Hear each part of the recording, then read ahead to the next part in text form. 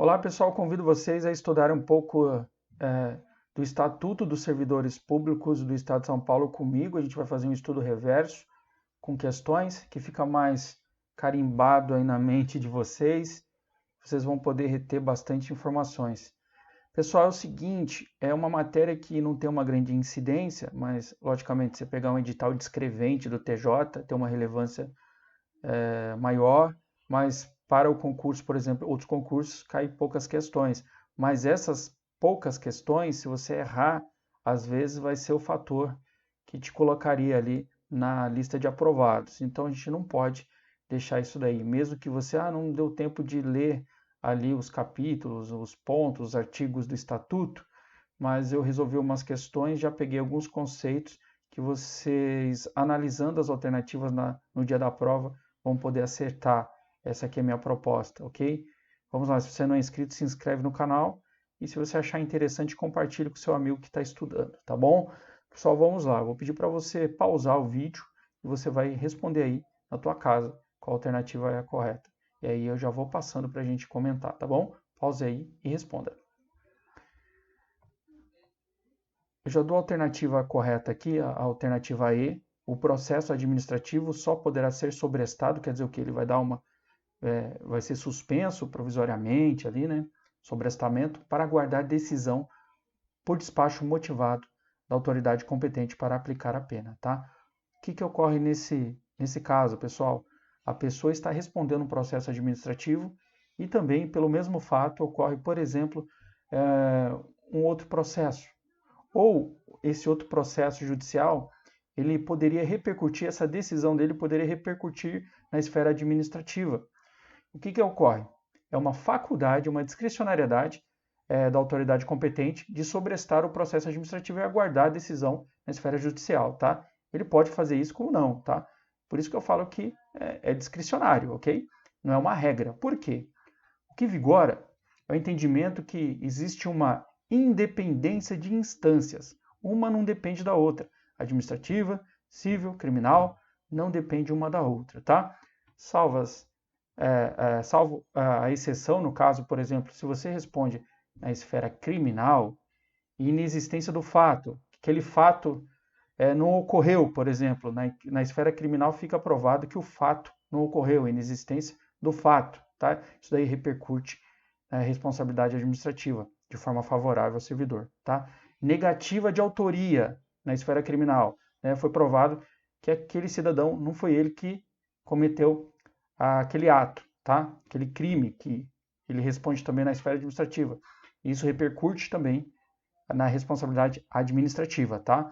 Tanto, vou repetir para vocês, negativa de autoria na criminal ou inexistência do fato vão repercutir na responsabilidade administrativa. Porém, uma não depende da outra. Isso daí é o que ocorre que vai, por exemplo, favorecer a responsabilidade administrativa, o funcionário ali que está respondendo um processo administrativo, tá? Mas uma não depende da outra, ok?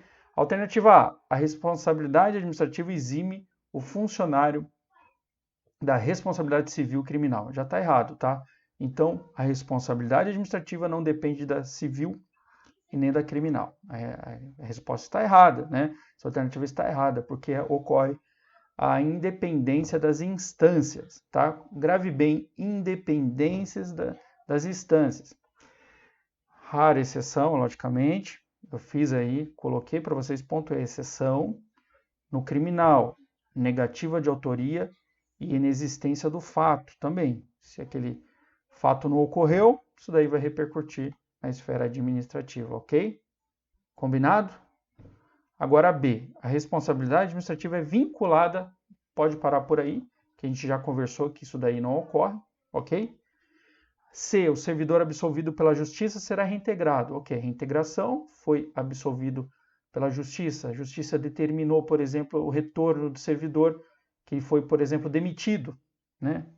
Então, ele pode retornar, reingressar no cargo público? Sim, a justiça pode determinar isso. Só que a alternativa está falando que ele volta com os vencimentos reduzidos. Isso daí não ocorre, né, pessoal? Ele vai voltar com os vencimentos ali de um funcionário que exerce a função que ele está reingressando, tá? Se, por exemplo, ele ficou 10 anos fora do serviço público e aqueles servidores galgaram ali, por exemplo, aumentos, incrementos salariais, benefícios, ele volta com esse benefício, ok? Então, nesse sentido, pessoal, tem que prestar muita atenção, ok? Ah, receber os atrasados, isso daí é outra coisa, tá? Só falo para vocês que ele retorna, né? Ele retorna no cargo aonde ele se encontrava. Se aquele cargo estiver, por exemplo, ocupado, ele pode ser colocado em disponibilidade, tá? Ou aproveitado de outra forma. Então, são outras formas aí de reconduzir o funcionário dentro do serviço administrativo, dentro do serviço público, ok? Então, nesse sentido, pessoal, preste muita atenção, ele vai voltar recebendo como alguém detentor daquele cargo está recebendo naquele momento. Então, não vai voltar com os vencimentos reduzidos, ok? Não tem isso, tá bom? E a D fala que o funcionário poderá, por exemplo, cometer pessoas estranhas à repartição, né? E com isso, por exemplo, permitir que a pessoa desempenhe o seu trabalho ou desempenhe um trabalho de seus subordinados. Isso daí, pessoal, não está permitido aí no estatuto, ok? Então, nesse sentido, a gente já responde essa bucha com vocês aí. A está errado.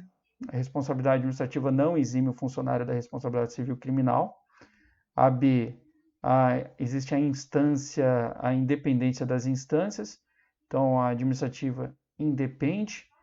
Tem questão que fala a respeito daquele caso que eu falei para vocês.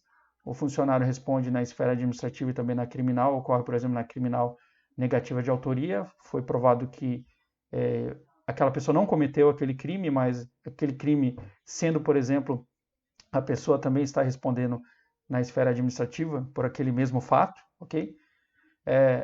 Uma coisa repercute, é lógico, a criminal vai repercutir na administrativa, e outra, a inexistência do fato. Foi provado, por exemplo, que aquele fato é inexistente.